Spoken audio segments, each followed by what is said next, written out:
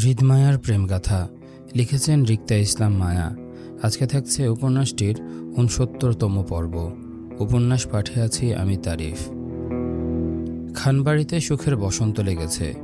দীর্ঘ ১৫ বছর পর সুফিয়া খানের পা পড়েছে খানবাড়ির আঙিনায়।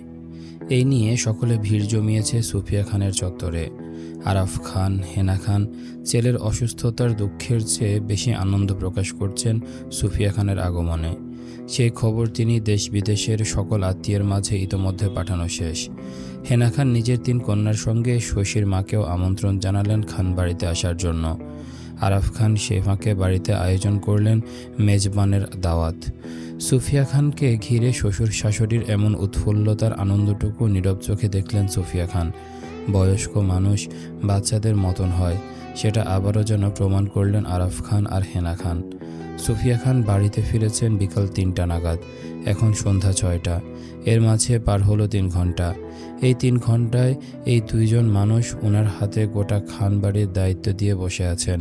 সার্ভেন্ট থেকে শুরু করে গোটা খানবাড়ির মানুষ ওনার থেকে প্রতিটা কাজের অনুমতি নিচ্ছেন।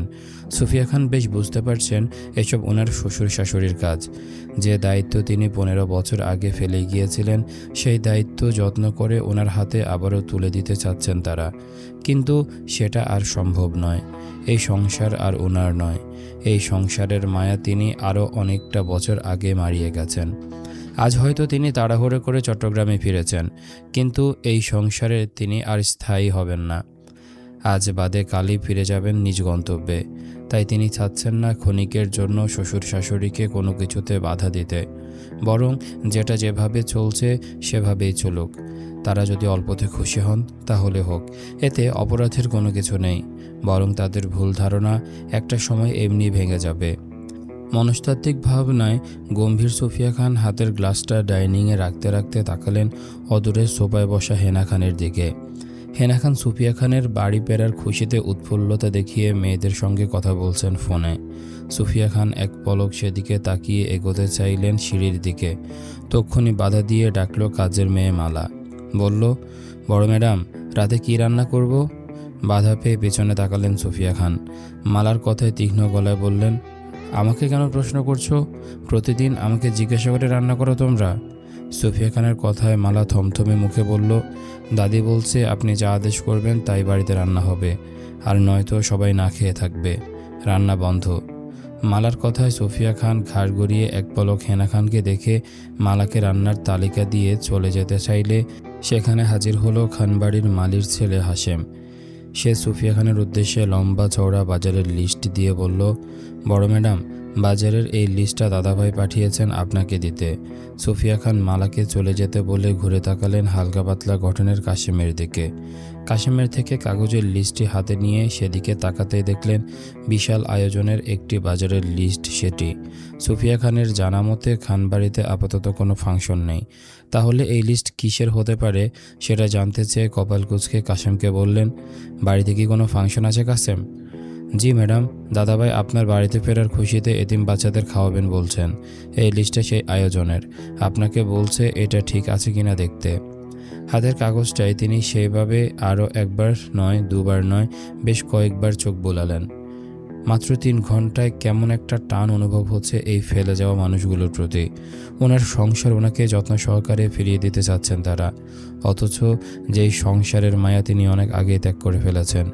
সুফিয়া খান বাজারের লিস্টে বাচ্চাদের জন্য ২-১ রকমের মিষ্টি জাতীয় খাবার অ্যাড করে দিতে বললেন। কাশেম সেই ফাঁকে আরও একটা কাগজ তুলে দেয় সুফিয়া খানের হাতে।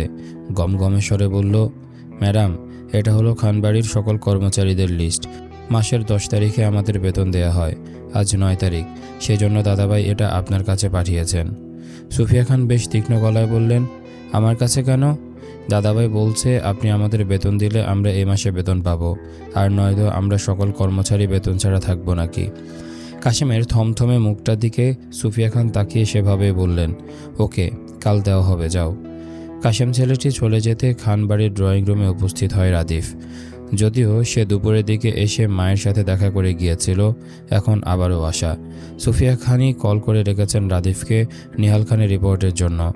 ভয়ার্ত রাদীপ থমথমে মুখে সুফিয়া খানের হাতে নিহাল খানের পেক রিপোর্ট তুলে দিতে গম্ভীর সুফিয়া খান সেগুলো নিয়ে সিঁড়ির দিকে হাঁটতে হাঁটতে বলল, আমার সাথে আসো রাদিফ। ভয়ার্ত রাদীপ থমথমে মুখে সুফিয়া খানের পেছন পেছন হাঁটল। এর মাঝে পথে দেখা পেল মায়ের সাথে। গায়ে একটা সবুজ জামদানি জড়িয়ে মায়া নিহাল খানের ঘরের সামনে দাঁড়িয়ে সুফিয়া খানের খোঁজে। সুফিয়া খান বাড়িতে ফেরার পরপরই মায়া এই শাড়িটা জড়িয়েছে গায়ে শাশুড়িকে খুশি করতে। অবশ্য বিগত সময় ধরে মায়া সুফিয়া খানের পেছন পেছন ঘুরঘুর করছিল। তবে এর মাঝে ফাঁকে সে হৃদকে বাড়ি ফেরার কথা বলে এলো ফোনে। নিহাল খানের ঘরে প্রবেশ করতে মায়া ভয়ার্ত মুখে রাদীপের দিকে তাকালো। মায়ার মতো করে রাদীফের মুখটাও চুপসে আছে ধরা পড়ে যাওয়ার ভয়ে। বেহুশ নিহাল খানের হাতে তখনও ক্যানোলা স্যালাইন চলছে। সুফিয়া খান নিহাল খানের পরপরই রিপোর্টগুলো চেক করলো মনোযোগ সহকারে।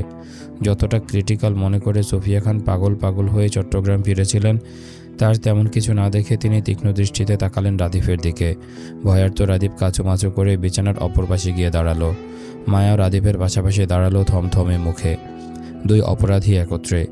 মায়া ওর শাশুড়িকে উল্টাপাল্টা বলে চট্টগ্রামে তো নিয়ে এসেছে, এবার চতুর শাশুড়িকে সামাল দেওয়া মুশকিল হয়ে যাচ্ছে মায়াদের জন্য।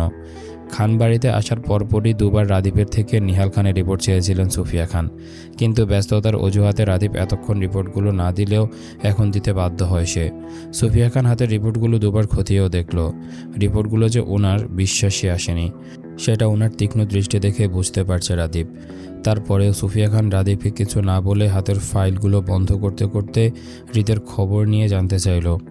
হৃদ কই? ভাই মিটিংয়ে, বাড়িতে ফিরতে বলো ওকে। জি আম্মু। রাত 11টা পেরিয়ে 12টার ঘরে। হৃদের ব্যস্ততার শেষ নেই। হৃদ এই রাতেও বাসায় ফিরত না যদি না মায়া বারবার ফোন করে হৃদকে বাড়িতে ফেরার তাগিদ দিত। নিহাল খানের অনুপস্থিতিতে সবটা হৃদের সামলাতে হচ্ছে বলেই হৃদের ব্যস্ততা দ্বিগুণের চেয়ে 4 গুণ হলো। সেজন্য হৃদ মায়ের সঙ্গে দেখা করে আবারও দ্রুত বেরিয়ে যাবে বলে ঠিক করে রেখেছে। 1 সপ্তাহ পর নির্বাচন। একদণ্ড বাড়িতে বসে থাকার সময় নেই কারো। হৃদ দলের ছেলেদের সবাইকে নির্বাচনের কাজে ব্যস্ত রেখেই সে এ রাতে বাড়িতে ফিরেছে একা। রাদীপ অবশ্যই আসিফদের সঙ্গে আছে। হৃদ বাড়িতে ঢুকতে ঢুকতে সুফিয়া খানের সঙ্গে হেনা খানের দেখা পেল বসার ঘরে। মায়াকে আশেপাশে কোথাও দেখতে না পেয়ে হৃদ ভাবল মায়া হয়তো ঘুমিয়ে। ক্লান্ত হৃদ সুফিয়া খানের দিকে এগিয়ে গেল। মুখোমুখি হয়ে মায়ের সঙ্গে টুকটাক কথা চালালো। সেখানে লেবু পানি নিয়ে উপস্থিত হয় মায়া। হৃদের মনোযোগ আকর্ষণ করে বলল, আপনার পানি। মায়ের গলা পেয়ে খুব স্বাভাবিকভাবে হৃদ ঘুরে তাকালো। মায়াকে সবুজ শাড়ি পরিহিত ট্রেতে করে লেবুর পানি নিয়ে দাঁড়িয়ে থাকতে দেখে হৃদের দৃষ্টি থমকে দাঁড়ালো। মায়া ফর্সা গায়ে সবুজ শাড়িটি যেন ঝলমল করলো হৃদের চোখে। হৃদ একবার নয় দুবার নয় বেশ কয়েকবার মায়ের দিকে তাকালো চোখ সরিয়ে। গোটা শরবতের গ্লাস এক চুমুকে শেষ করলো মায়ের দিকে তাকিয়ে। হৃদের এমন দৃষ্টিতে মায়া হাঁসফাঁস করে আর চোখে তাকালো সুফিয়া খান আর হেনা খানের দিকে। বড়দের সামনে হৃদের স্থির দৃষ্টিতে খানিকটা বিভ্রান্তিকর পরিস্থিতিতে পড়ল মায়া। ততক্ষণে সম্মুখে দাঁড়িয়ে থাকা সুফিয়া খান, হেনা খানও লক্ষ্য করলেন হৃদের দৃষ্টি। মা হিসেবে চট করে বুঝে ফেললেন ছেলের ক্লান্তিময় মনোভাবটা।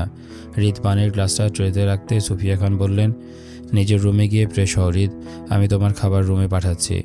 হৃদ হা না কিছুই বলল না, বরং চলে যেতে গিয়েও মায়ের দিকে তাকালো চোখ সরিয়ে।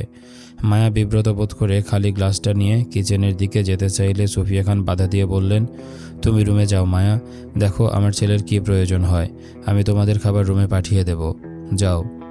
সুফিয়া খানের কথায় আপত্তি জানাতে চাইল মায়া। মায়ার ইচ্ছে সবাইকে নিয়ে একত্রে ডাইনিংয়ে বসে খাবে, সে একা রুমে বসে খাবে না। তাছাড়া মায়া হৃদকে ফোন করে এনেছে সুফিয়া খানের সঙ্গে কথা বলার জন্য। সেখানে মায়া যদি হৃদকে নিয়ে ঘরে আলাদা খায় তাহলে ব্যাপারটা কেমন দেখায় না? তাছাড়া মায়াও বুঝল না হঠাৎ করে সুফিয়া খানই বা কেন মায়াকে রুমে পাঠাতে চাচ্ছেন খাওয়ার জন্য। যেখানে মায়া সবার সাথে একত্রে খাওয়ার জন্য আয়োজন করেছে সেটা কি দেখেনি ওর শাশুড়ি? তাহলে আমি ঘরে খাবো না আম্মু, আমি সবার। হৃদ রুমে আসো। হৃদের উচ্চ স্বরে ডাকায় থমথমে খেয়ে গেল মায়া। সুফিয়া খান শক্ত গলায় বললেন, রুমে যাও মায়া, দেখো হৃদের কি প্রয়োজন। মায়া আর দাঁড়ালো না। হাতের ট্রে সোফার টেবিলে রেখে সিঁড়ি বেয়ে উপরে উঠতে উঠতে মায়ার ঠোঁট উল্টালো। মায়াকে এত তাড়া দিয়ে সবাই রুমে কেন পাঠাচ্ছে তাও বুঝতে পারছে না। শাশুড়ির ছেলে মাত্র বাসায় ফিরেছে, সে ফ্রেশ হওয়ার জন্য যা যা প্রয়োজন সবই মায়া গুছিয়ে রেখে এসেছে। তাহলে এত তলব লাগিয়ে মায়াকে কি দরকার? শাশুড়ির ছেলে কি বাবু যে মায়াকে ছাড়া সে একা ফ্রেশ হতে পারবে না? বিরক্তি নিয়ে মায়া রুমে ঢুকতে ঘরটা অন্ধকার পেল। মায়া ঘরের আলো জ্বালিয়ে ঘরটা উজ্জ্বল করতেই হৃদের দেখা পেল না কোথাও। ওয়াশরুমের দরজাটাও বাহির থেকে লক করা দেখে মায়া বুঝল হৃদ ওয়াশরুমেও নেই। মায়া হৃদকে ডেকে বলল, শাশুড়ির ছেলে, আপনি কোথায় আছেন? মায়ার এক ডাকে হৃদ বারান্দা থেকে ঘরে এলো। হৃদকে দেখে মায়া আবারও বলল, সে কি, আপনি এখনও ফ্রেশ হননি কেন? তোমার সাথে হব তাই। হৃদের সোজাসাপটা কথায় মায়ার কারণটা বুঝল না, বরং হৃদের দিকে এগিয়ে যেতে যেতে বলল, আমাকে দেখে আপনার ময়লা মনে হয় যে আমার সাথে ফ্রেশ হবেন? যান, গিয়ে দ্রুত ফ্রেশ হন, আজ আমরা নিচে খেতে। মায়াকে থামিয়ে হৃদ বলল, আজ কয়দিন? কিসের? মায়া কুঞ্চিত কপালে পাল্টা প্রশ্ন করল হৃদকে। মায়ের কথায় উত্তর না দিয়ে হৃদ মায়ের চোখের দিকে তাকালো শান্ত দৃষ্টিতে। হৃদের বদলানো দৃষ্টিতে মায়া হাঁসফাঁস করে কিছু বলবে তার আগেই হৃদ বলল, আমার ফোনটা নাও। মায়া বিছানার উপর থেকে হৃদের ফোনটা দিতেই হৃদ আসিফের নাম্বারে কল লাগালো। হৃদের কলটা রিসিভ হতে ওপাশের আসিফ কিছু বলবে তার আগে হৃদ মায়ার চেহারার দিকে স্থির দৃষ্টিতে তাকিয়ে বলল, সবাইকে বাসায় চলে যেতে বল আসিফ। হৃদের কথায় তখনই শোনা গেল আসিফের গলার সুর। বলল, ভাই, আজ তো আমাদের জরুরি মিটিং, সব ক্যান্সেল। কিন্তু ভাই আপনার? ফের আসিফকে বলতে না দিয়ে হৃদ বলল, এ রাতে তোর কোনো ডিস্টারবেন্স চাই না আসিফ, আজ রাতে তোর কল দেওয়া নিষেধ। কথাটা বলে হৃদ কল কেটে নিজের ফোনটা বন্ধ করে দেয়। একইভাবে মায়ের ফোনটাও হৃদ বন্ধ করে দিতে মায়া আপত্তি জানিয়ে বলল, আপনি ফোন বন্ধ করছেন কেন? কারণ আজ রাতটা আমার, তাই। এই ছিল আজকের পর্ব। কেমন লেগেছে তোমাদের কমেন্ট করে জানাও।